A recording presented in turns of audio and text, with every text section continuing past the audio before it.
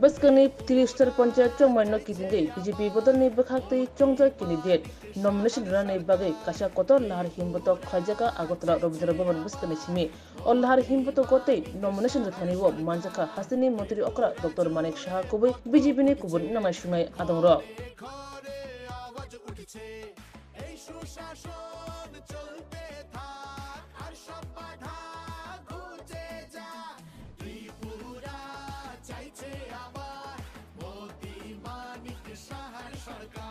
যুবশীকে বলবো আমাদের সহযোগিতা করুন।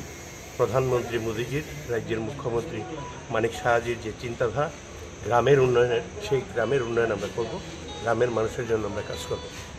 আজকে কতজন মনোনয়ন পত্র জমা দেবেন? আমরা সবাই 17 জনই মনোনয়নপত্র আজ থেকে জমা দেব।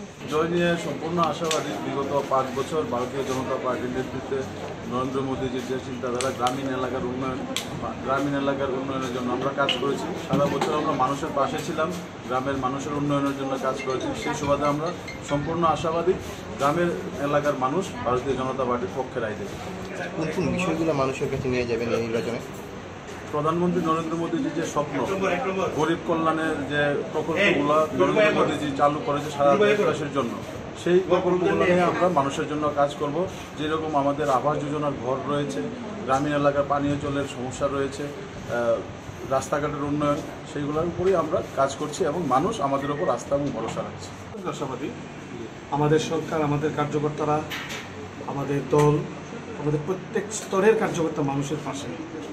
এই উন্নয়নের জয় হবে, মানুষের জয় হবে। আমরা মানুষের পাশে, মানুষ অবশ্যই আমাদের প্রতি আস্থা রাখবেন এবং পঞ্চায়েত নির্বাচনে প্রত্যেকটি পঞ্চায়েতে, জেলা পরিষদে, পঞ্চায়েত সমিতিতে বিরোধীরা ওয়াশ আউট হয়ে যাবে, জামানত জব্দ হবে। কোন কোন বিষয়গুলো নিয়ে যাবেন মানুষের কাছে?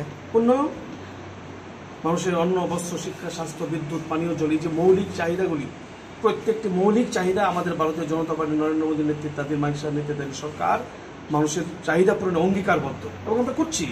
মানুষ অবশ্যই আমাদের পাশে। আপনি বিজেপির প্রার্থী, বিরোধীরা বলছে তারা প্রার্থী নমিনেশন দিতে পারছে না, সেই বিষয়টা কীভাবে দেখছেন? আমি দায়িত্ব নিয়ে বলছি, আমরা গতকালকেও মোহনপুর ব্লকে, আমি যেখান থেকে প্রতিনিধিত্ব করছি জেলা পরিষদের যে আসনে 7 নং মোহনপুর ব্লক অধীন, সেখানে আমাদের প্রার্থীরা বিশাল মিছিল যুগে মনোনয়ন দিয়েছে। আমাদের নেতা সেখানে মাননীয় কৃষিমন্ত্রী রতনলাল নাথ এপিল করছেন, আসুন কারা মনোনয়ন দেবেন। অপোজিশন যদি প্রার্থী খুঁজে না পায়, সেই দায়িত্ব তো আমরা নিতে পারি না। আমরা মানুষের পাশে, মানুষ আমাদের পাশে। ওদের সঙ্গে মানুষ নেই, আমরা কি করব?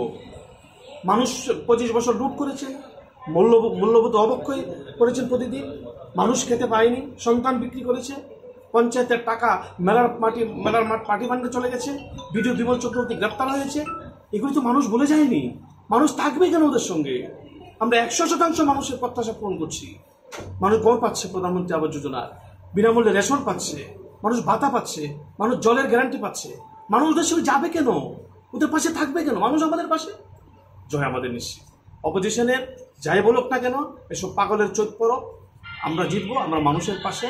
বিজেপি 100% পঞ্চায়েত বিজেপি গঠন করবে, পঞ্চায়েত সমিতি, জেলা পরিষদ।